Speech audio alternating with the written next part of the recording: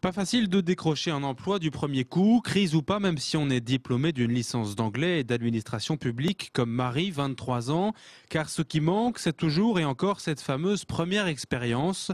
L'emploi passerelle était donc une chance à saisir. Souvent, on me dit que j'ai pas d'expérience et c'est la première possibilité que j'ai eue de mettre un pied à l'étrier.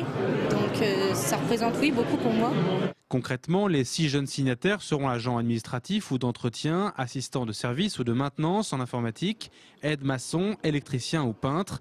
Grâce à ce contrat d'accompagnement dans l'emploi, ils vont travailler 20 heures par semaine dans un service municipal pendant 1 an. Le principe est que en fait, la collectivité s'engage à les prendre sur 12 mois avec des intégrations, et c'est là où c'est important, en entreprise, soit régulière, c'est-à-dire 1 semaine par mois, soit 3 mois à l'issue des 9 mois pour terminer les 12.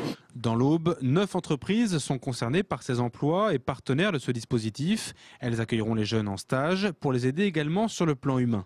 Aujourd'hui, je pense que le CAE Passerelle, c'est la plus belle opportunité qu'on ait d'être aidé dans l'expression de nos valeurs, à savoir d'accueillir des jeunes dans nos entreprises et en même temps de ne pas être seul à en supporter tous les risques, parce que ce n'est pas sans difficulté que d'accueillir des jeunes dans l'entreprise. Pour nous, le coût n'est pas un coût direct au sens de rémunération, puisque c'est justement le soutien dont nous bénéficions, mais c'est plutôt un coût au titre de l'encadrement. Puisque un jeune, il y a énormément de valeurs qu'il faut lui apprendre au-delà de la compétence. Il y a des éléments de savoir-être, il y a la compréhension des éléments de valeur de l'entreprise.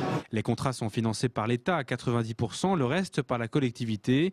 Ils sont renouvelés ou pas en fonction des moyens financiers et du ressenti des entreprises.